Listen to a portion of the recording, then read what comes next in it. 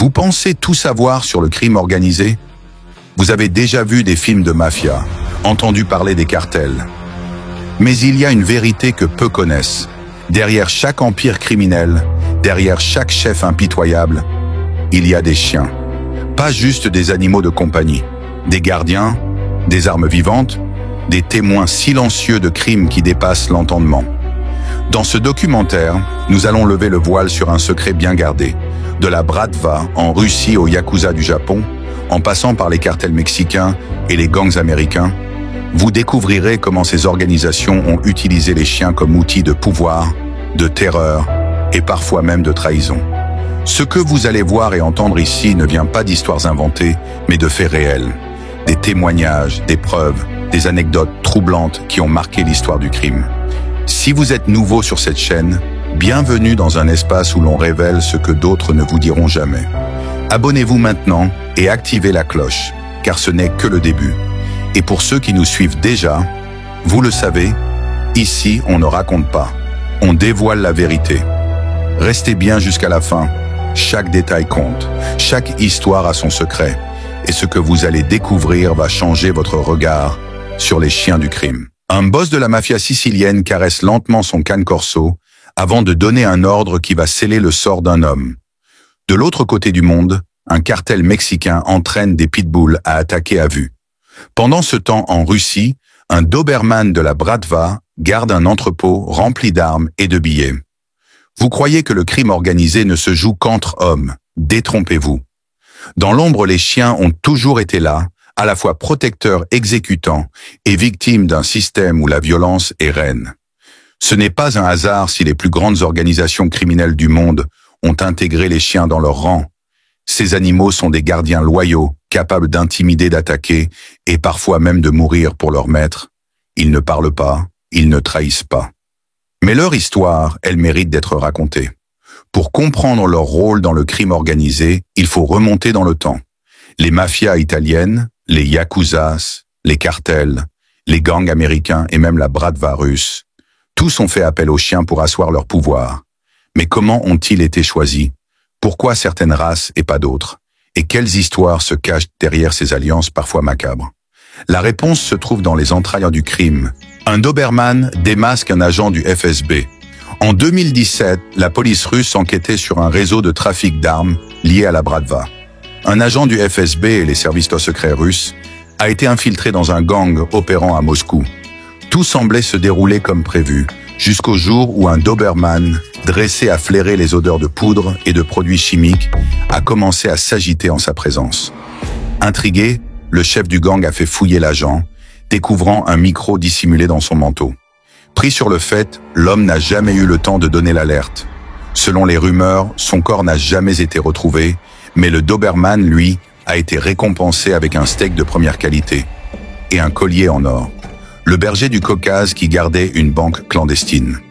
En 2009, la police a perquisitionné un immeuble discret dans le centre de Vladivostok, soupçonné d'abriter une banque clandestine contrôlée par la Bratva. À l'intérieur, les enquêteurs s'attendaient à tomber sur des armes et des mafieux, mais pas sur un berger du Caucase posté à l'entrée de la salle des coffres. Ce chien gigantesque, dressé pour attaquer quiconque ne portait pas l'odeur de ses maîtres, était utilisé comme dernière ligne de défense en cas de raid. Lorsque les policiers sont entrés, l'animal a foncé sur eux, forçant les forces spéciales à utiliser des projectiles non létaux pour le neutraliser. La banque contenait plus de 30 millions de roubles en liquide. Mais la vraie surprise fut la découverte de colliers bardés de caméras miniatures, utilisés par la Bratva pour surveiller ses affaires. Un terrier russe, messager d'un ultimatum mortel. En 2015, une guerre de territoire éclata entre deux factions criminelles en Sibérie. Un jour, un chef de gang rival reçut un terrier noir russe envoyé par un messager anonyme. L'animal portait un collier rouge accompagné d'un message inscrit sur une médaille en or. 3 jours pour quitter la ville. Après ça, même ton chien ne retrouvera pas ton corps. Le message était clair. Le destinataire, comprenant la menace, a quitté la région immédiatement. Selon la légende, le chien, lui, a été adopté par un membre du clan expéditeur, prouvant que même dans l'ombre de la violence, certains animaux trouvent une seconde chance. L'attaque du berger du Caucase sur ordre d'un vor. En 2011, un chef mafieux basé à Saint-Pétersbourg, surnommé Le Loup, a utilisé son chien pour régler un différend de la manière la plus brutale possible. Un de ses hommes de main soupçonnés de trahison avait été convoqué dans un entrepôt désaffecté. À l'intérieur, un berger du Caucase, dressé pour l'attaque, attendait, enchaîné à un poteau. L'homme a été attaché à une chaise pendant que le chef prononçait son verdict. Après un simple geste de la main, le chien a été lâché. En quelques minutes, la sentence était exécutée. Cet épisode est resté gravé dans les esprits des membres du clan, rappelant à tous que la trahison ne se pardonnait jamais.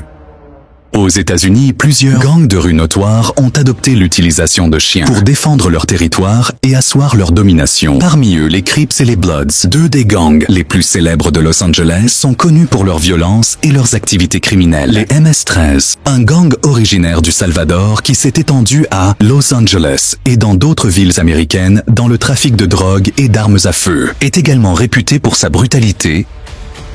8th Street Gang est l'un des gangs les plus grands et les plus violents de Los Angeles. Les chiens en particulier les restent perçus comme agressives par ces gangs pour intimider les rivaux et protéger leurs biens. Une anecdote notable concerne Vincent Lemarque Burrell, un Américain âgé de 57 ans, qui a été condamné à une peine record de 475 ans de prison pour avoir organisé des combats de chiens et maltraité des animaux pendant des années. Le rôle de l'Akita Inu dans le meurtre d'un rival. Dans les années 90, un chef yakuza, réputé pour sa violence, a utilisé son Akita Inu pour aider à commettre un meurtre. Après avoir enlevé un membre d'un gang rival, il a relâché son chien dans une zone isolée, à l'endroit où il savait que la victime se trouverait. Le chien dressé à attaquer à la moindre provocation a été le premier à se jeter sur la victime, la mordant à plusieurs reprises. L'attaque violente a distrait la victime permettant au chef yakuza de mener à bien l'exécution. Le chien est ensuite retourné auprès de son maître, qui l'a félicité avant de disparaître dans la nuit, laissant derrière lui un message macabre sur la loyauté et la brutalité de la mafia japonaise. L'incident du Shiba Inu et du contrôle territorial. En 2002, un rival d'un clan yakuza a tenté de pénétrer le territoire d'un chef bien établi, connu pour être un grand amateur de Shiba Inu. Pour signaler son intrusion, le Shiba Inu du chef a aboyé sans relâche toute la nuit, perturbant les affaires du clan. Le lendemain matin, le chef a organisé une rencontre avec l'intrus, qui était surpris de constater que l'un des membres du clan réputé pour son efficacité se trouvait déjà sur place. Selon les témoins, le Shiba Inu n'avait pas seulement alerté du danger, il avait aussi mis la pression psychologique sur l'intrus. Ce dernier n'a pas osé poser pied sur le territoire, et le clan a évité un affrontement direct renforçant la réputation de leur protection territoriale. La fuite de Takayama et son Doberman. Takayama, un chef yakuza recherché en 2010 pour des accusations de trafic de drogue, a été localisé par la police après plusieurs mois de traque. Cependant, ce n'est pas grâce aux méthodes classiques de la police qu'il a été retrouvé, mais grâce à son Doberman Takayama, après avoir été averti de la présence des forces de l'ordre dans son quartier, a libéré son chien dans les rues avoisinantes pour tester la situation. Le chien a été retrouvé plus tard dans un appartement voisin où Takayama s'était caché. La police n'a pu l'arrêter que grâce au bruit provoqué par le chien. Ironiquement, l'animal a contribué à mettre fin à la fuite de son maître, un chien et la détection de l'infiltration policière. Un chef yakuza de l'ère Showa, surnommé le Tigre de Tokyo, était connu pour ses méthodes de contre-surveillance extrêmement sophistiquées. Pour éviter l'infiltration de policiers sous couverture, il utilisait un chien de race Akita Inu, spécialement dressé pour reconnaître les uniformes civils. L'histoire raconte qu'un jour, un policier infiltré s'est présenté dans un café fréquenté par les membres du clan. Dès qu'il s'approcha de la table du chef, l'Akita Inu s'est mis à grogner de manière ininterrompue, alertant immédiatement l'Oyabun. Ce dernier a fait signe à ses hommes de le prendre en charge, et le policier a été neutralisé avant même qu'il ait pu entamer une conversation. Le sacrifice d'un Akita Inu en signe de loyauté. Un fait marquant remonte à 1987, lorsque le clan Yamaguchi-gumi, l'un des plus puissants clans yakuza, a perdu un de ses chefs dans un règlement de compte avec un autre gang. Le chef en question, un homme respecté pour sa brutalité et sa loyauté, avait un Akita Inu qu'il traitait comme un membre de sa famille. Lors de son enterrement, des rumeurs ont circulé selon lesquelles l'Akita Inu aurait été mis à mort sur ses instructions. Bien que certains considèrent cela comme une simple légende, des témoins de la cérémonie affirment que le chien a été placé sur la tombe de son maître et qu'il n'a pas quitté ce lieu jusqu'à sa propre mort quelques mois plus tard. Cela aurait été interprété comme un geste ultime de loyauté, démontrant que même dans la mort, l'Akita Inu avait honoré son maître jusqu'au bout. Recherché depuis plusieurs mois, Luigi Cacciapuoti a été interpellé en Italie le 25 août 2023. L'homme de 64 ans était l'un des chefs de la Camorra, la mafia napolitaine. Il a été condamné à une peine de 15 ans de prison pour association de type mafieuse, selon un communiqué de presse publié par les Carabiniers, forces militaires chargées de missions de police et de maintien de l'ordre. Bien que les Carabiniers, sous la coordination de la direction anti-mafia du district de Naples, se doutèrent de la présence de Luigi Cacciapuoti dans les alentours de la commune de Villarica, ils ne disposaient pas de sa localisation exacte. Jusqu'au jour où un petit chien et le flair des enquêteurs ont donné un indice sur sa cachette, expliquent les autorités dans le communiqué. Le petit caniche blanc était le fidèle ami d'une femme qui ayant rencontré Cacciapuoti. Mais un jour, le chien qui était penché à la fenêtre à moitié fermée d'une grande villa a permis aux autorités de confirmer leurs soupçons. Le chef de la Camorra se trouvait bel et bien dans cette maison. L'arrestation a été rapidement planifiée et la villa encerclée. Les Carabiniers ont alors procédé à l'interpellation de Luigi Cacciapuoti en fuite depuis le mois de février. Il a été arrêté au bord de sa piscine en feuilletant le journal qui était ouvert sur une page d'actualité de la Camorra de Ponticelli. Si vous avez suivi jusqu'ici, alors vous méritez qu'on vous fournisse encore plus de détails, incroyables mais bien réels. Plusieurs organisations criminelles ont utilisé des chiens pour le trafic de drogue de différentes manières ingénieuses et souvent cruelles. Voici quelques méthodes documentées dans des affaires vraies. Des chiens avaleurs de drogue. Les cartels mexicains et sud-américains ont parfois utilisé des chiens comme passeurs vivants. Ils leur faisaient avaler des sacs remplis de drogue, généralement de la cocaïne ou de l'héroïne. Ces sachets étaient conçus pour résister au suc gastrique, mais en cas de rupture, l'animal mourait d'overdose. Une fois arrivés à destination, les trafiquants les opéraient pour récupérer la marchandise.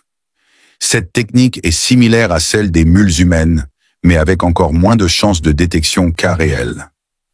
En 2015, à Bogota, en Colombie, un labrador a été retrouvé mort à l'aéroport international El Dorado. Après une autopsie, les autorités ont découvert plusieurs petits paquets de cocaïne dans son estomac. Il aurait été envoyé vers l'Europe avant de succomber. Des sacs de drogue cousus sous la peau. Certains cartels ont poussé l'horreur encore plus loin en cachant la drogue dans le corps des chiens. Des vétérinaires corrompus leur ouvraient de l'abdomen, y inséraient des paquets hermétiques avant de recoudre l'animal. À l'arrivée, un autre vétérinaire les ouvrait pour récupérer la marchandise. Mais cette méthode causait souvent la mort des chiens. Cas réel. En 2006, en Colombie, lors d'un raid antidrogue, la police a découvert 6 chiots trafiqués qui devaient être envoyés aux États-Unis. 3 d'entre eux étaient déjà morts d'infection post-opératoire. Les autres ont été sauvés et soignés. Fausses livrées de chiens guides. Certains trafiquants ont tenté de contourner les contrôles en utilisant de faux chiens guides. Le stratagème consistait à faire voyager des passeurs avec des chiens d'apparence innocente, souvent des labradors ou des golden retrievers, sous couvert de missions d'assistance ou de thérapie, mais équipés de sacs dissimulant la drogue sous leur harnais ou dans leur collier. Casse réelle. En 2012, à l'aéroport de Madrid, un homme aveugle se présentant comme un voyageur handicapé a été arrêté alors qu'il transportait 2 kg d'héroïne cachée dans les coutures du harnais de son chien guide. Les douaniers ont été alertés par le comportement nerveux du chien qui tentait de mordre son maître chaque fois qu'il était manipulé. Des chiens dressés pour transporter des sacs de drogue. Dans certaines régions reculées d'Amérique du Sud et du Mexique, les chiens sont utilisés pour acheminer de petites quantités de drogue d'un point A à un point B en traversant des zones contrôlées par la police ou l'armée.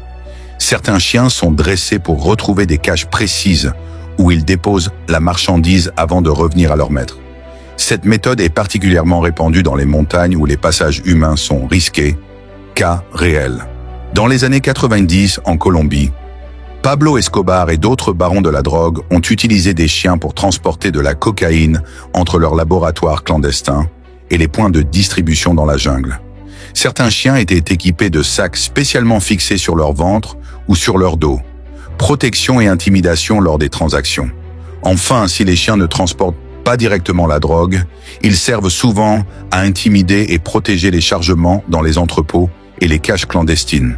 Certains gangs élèvent des pitbulls et des rottweilers spécialement pour assurer la surveillance des stocks et des laboratoires illégaux. Casse réelle. En 2017 au Mexique, la police a découvert un entrepôt du cartel de Sinaloa, surveillé par 20 pitbulls affamés. Attachés à des chaînes courtes, ils étaient dressés pour attaquer toute personne étrangère au cartel entrant dans la zone. On retient dans l'histoire le Doberman, l'élite du crime, surnommé le chien des gangsters dans les années 80. Il était prisé des criminels en raison de son allure intimidante et de sa rapidité. Les gangs américains et européens l'ont souvent utilisé comme chien de protection. Le pitbull, l'arme des rues. Aux États-Unis, au Mexique et en Amérique centrale, les gangs ont trouvé leur champion de la brutalité, avec une mâchoire puissante et une résistance à la douleur qui dépasse celle des autres races. Il est devenu l'animal préféré des MS-13, des Latin Kings et des Bloods, entraîné dans des combats clandestins nourris pour développer son agressivité. Le cane corso, une légende vivante, utilisée par la mafia italienne, notamment la Camorra et la 'Ndrangheta. Ce molosse d'origine romaine était autrefois un chien de guerre redoutable, en garde impitoyable face aux intrus, le berger du Caucase, le monstre silencieux. En Russie, la Bratva préfère les chiens capables de survivre aux conditions les plus extrêmes. Le berger du Caucase est l'un des plus redoutables. Au cœur des montagnes, ce chien était utilisé pour protéger le bétail des loups. Mais dans les entrepôts de contrebande, il devient un cerbère que personne ne veut croiser. Ce n'est pas un chien de défense. C'est un mur vivant de 80 kilos qui peut briser un os d'une seule morsure. Le mastif napolitain, la montagne impassible. Dans le sud de l'Italie, les boss de la Cosa Nostra aiment ce géant silencieux.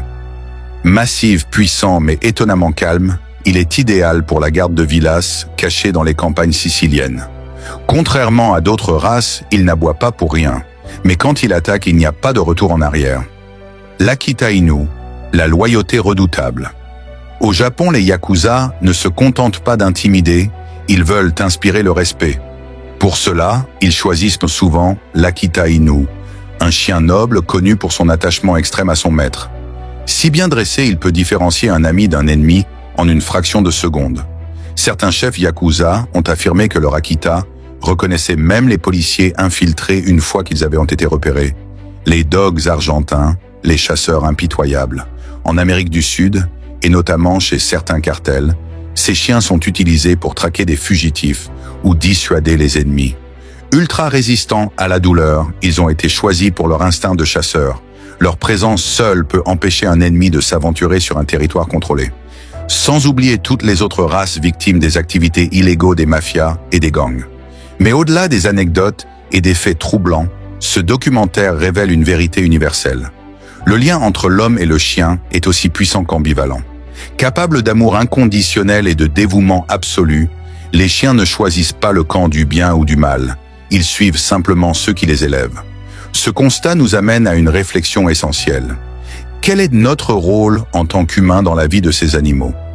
Si les criminels ont su exploiter leur intelligence, leur force et leur loyauté, ne sommes-nous pas capables de faire mieux? Aujourd'hui, de nombreux chiens issus de ces milieux sont réhabilités par des associations dressées pour sauver des vies ou tout simplement adoptés pour retrouver une existence digne. Si ce documentaire vous a appris quelque chose, partagez-le, abonnez-vous et rejoignez-nous pour explorer d'autres vérités cachées du monde. Et dites-nous en commentaire quelle histoire vous a le plus marqué.